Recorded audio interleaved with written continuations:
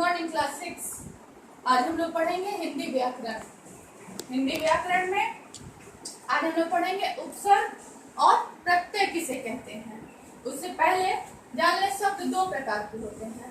पहला मूल शब्द, दूसरा व्युत्पन्न शब्द यानी कि उत्पन्न होने वाला शब्द। मूल शब्द जैसे कि पढ़। अब इसमें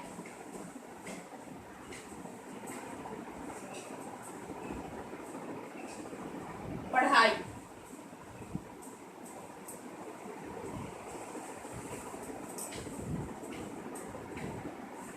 या फिर पढ़ में अ लगा करके अपढ़ यानी नहीं पढ़। तो मूल शब्द इसमें क्या हुआ? पढ़।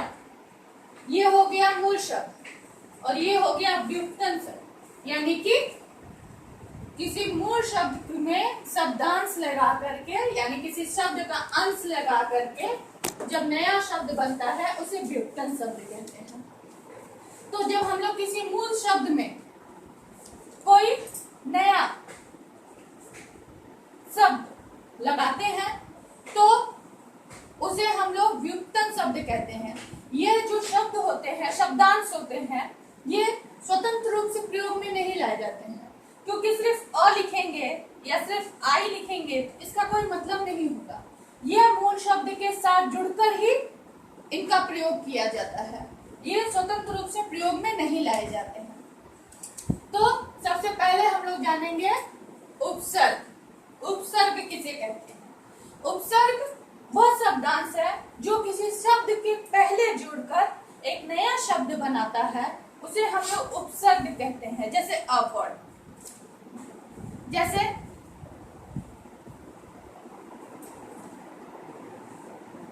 ज्ञान, इसमें हम लोग अ जोड़ेंगे, ज्ञान। अ जोड़कर ज्ञान मूल शब्द हुआ, ज्ञान में अ जुड़ा, नया शब्द बना अज्ञान। तो ये उपसर्ग हो गया, या अर्थात उपसर्ग की परिभाषा क्या हुई? वे शब्दांश जो किसी मूल शब्द के आगे जुड़कर एक नया शब्द बनाते हैं उसे हम लोग उपसर्ग कहते हैं। हिंदी में प्रयुक्त होने वाले उपसर्गों को चार भागों में बांटा गया है। पहला संस्कृत के उपसर्ग, दूसरा हिंदी के उपसर्ग, तीसरा फारसी के उपसर्ग और चौथा उपसर्ग के तरह प्रयुक्त अव्यय शब्द। संस्कृत में आने वाले उपसर्ग आपके किताब में पेज नंबर 24 और 25 में ये पूरी तालिका दी हुई है अर्थ के साथ। अ मतलब अभाव, ज्ञान में अ लगाएंगे अज्ञान, धर्म में अ लगाएंगे अधर्म,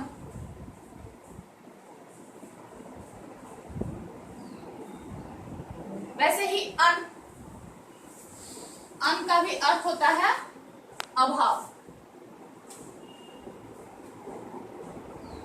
जैसे अनादर, अनावश्यक, अनु का अर्थ होता है पीछे, अनुरूप, अनुक्रम, अनुवाद, वाद में अनु जोड़ देंगे अनुवाद हो जाएगा। अप मतलब होता है बुरा। इसी तरह से संस्कृत के बहुत सारे उपसर्ग दिए हुए हैं।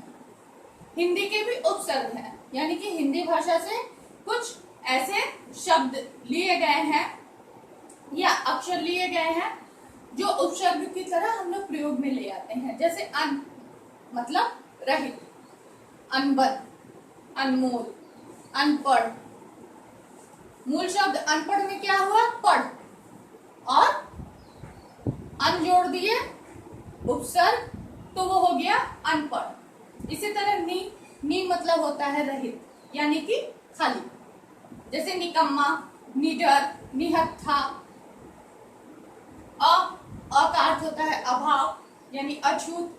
छूत मूल शब्द, उसमें अ जोड़ दिए अछूत।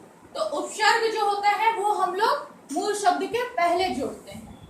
फारसी के उपसर्ग कम मतलब थोड़ा, गैर मतलब के के बिना या के विरुद्ध। जैसे हाजिर माने मौजूद, गैर हाजिर शब्द का प्रयोग करेंगे यानी वो मौजूद नहीं है। कानूनी यानी कि कानून, कानूनी तरीके से सही। अब उसमें गैर जोड़ देंगे, गैर कानूनी मतलब कानूनी तरीके से गलत। इस तरह से बे माने बिना, बेपरवाह, बेढंगा, बेनाम, बेईमान। हम मतलब सहयोगी, हमराज, हम सफर, हम शक्ल, ये सारे फारसी के उपसर्ग है। इसी तरह अव्यय शब्द है अंतः अर्थात के बीच, चीर मतलब बहुत, पुनः मतलब फिर। जैसे कोई आशीर्वाद देता है चिरायु, आयु प्लस चीर प्लस आयु, चिरायु मतलब बहुत लंबी उम्र। ऐसे ही अंतः से अंतर्देशी, अंतरराष्ट्रीय, अंतर्मा, अंतर्मन, ये सारे शब्द दिए हुए हैं। तो कभी कभी शब्द के पहले एक से अधिक उपसर्ग भी जुड़ते हैं। जैसे पर्यावरण, परि,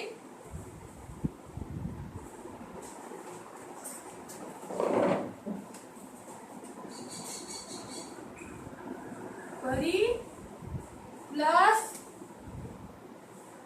आ प्लस वरण, ये मूल शब्द हुआ, एक उपसर्ग, दो उपसर्ग, ये मिलके क्या हुआ,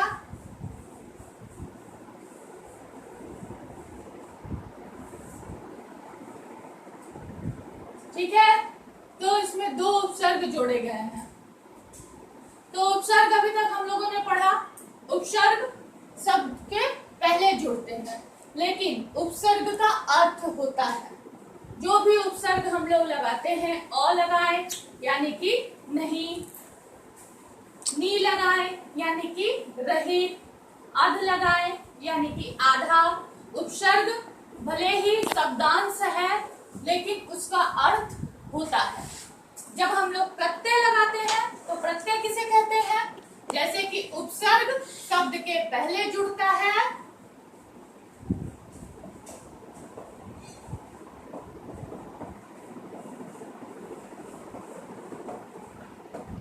लेकिन प्रत्यय शब्द के बाद में जुड़ता है।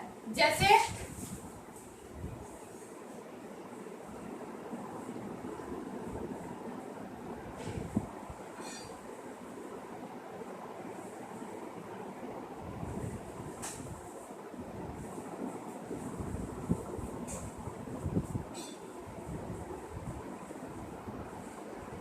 भूल प्लस अक्कड़, भुलक्कड़। छात्र, आ प्रत्यय जोड़ा गया, छात्रा। तो उपसर्ग हम लोगों ने पढ़ा जो शब्द के पहले जुड़ता है, लेकिन प्रत्यय शब्द के बाद जुड़ता है। अच्छा, उपसर्ग को जो हम लोगों ने पढ़ा अन, नी, ये सारे शब्द शब्दांश के अर्थ होते हैं, लेकिन प्रत्यय का अर्थ नहीं होता। जैसे अक्कड़, इसका कोई अर्थ नहीं हुआ, आ, इसका कोई अर्थ नहीं हुआ।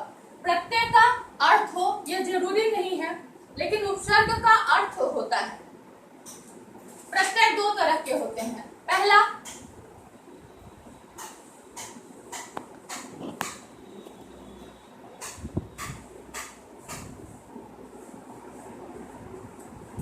कृत प्रत्यय, दूसरा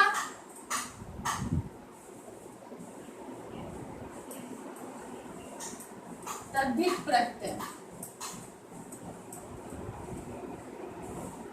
कृत प्रत्यय, कृत से ही पता चल रहा है, क्रिया यानी वे शब्द, क्रिया के वे मूल शब्द, उनमें हम लोग कृत प्रत्यय का प्रयोग करते हैं। जैसे पढ़, क्या हुआ, पढ़ना क्या होता है, क्रिया होता है। अब इसमें हम लोग जोड़े आई यानी कि पढ़ाई। लड़, उसमें जोड़ेंगे आई, लड़ाई। तो कृत प्रत्यय, कृत प्रत्यय वो होते हैं जो क्रिया के मूल शब्द में, शब्द के अंत में जुड़कर एक नया शब्द बनाते हैं, उसे कृत प्रत्यय कहते हैं। और जो संज्ञा, सर्वनाम, विशेषण इनके शब्द के अंत में जुड़कर नया शब्द बनाते हैं, उन्हें हम लोग तद्धित प्रत्यय कहते हैं। जैसे घबराहट, घबराना प्लस आहट, घबराहट। बनावट, बन प्लस आवट, बनावट।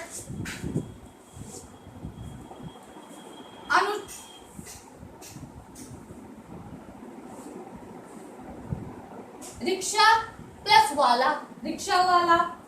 खिलौने प्लस वाला, खिलौने वाला। जादू प्लस गर, जादूगर।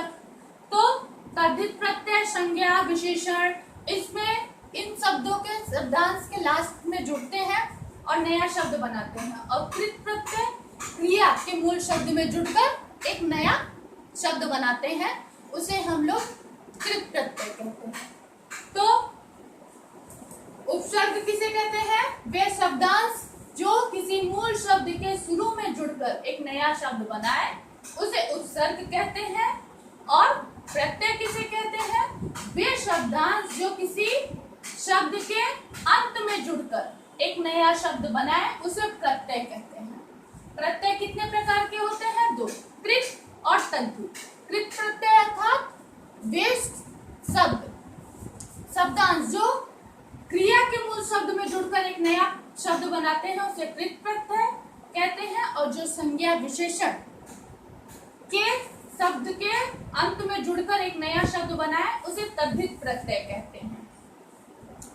तो ये रहा उपसर्ग और प्रत्यय। यहाँ पेज नंबर 27 में दिया हुआ है। जैसे प्रतिकूल, इसमें उपसर्ग अलग करना है, प्रति प्लस कूल पहला करके दिखाया हुआ है। अनुशासन, अनु प्लस शासन। निर्दोष, निर प्लस दोष। अति प्लस अधिक, अत्यधिक। प्रपत्र, प्र प्लस पत्र। दुष प्लस कर्म, दुष्कर्म।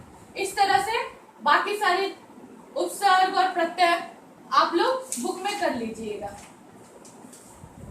आज हम लोग बस इतना ही उपसर्ग और प्रत्यय पढ़ेंगे। इसके बाद अगले क्लास में अगला टॉपिक पढ़ेंगे। धन्यवाद।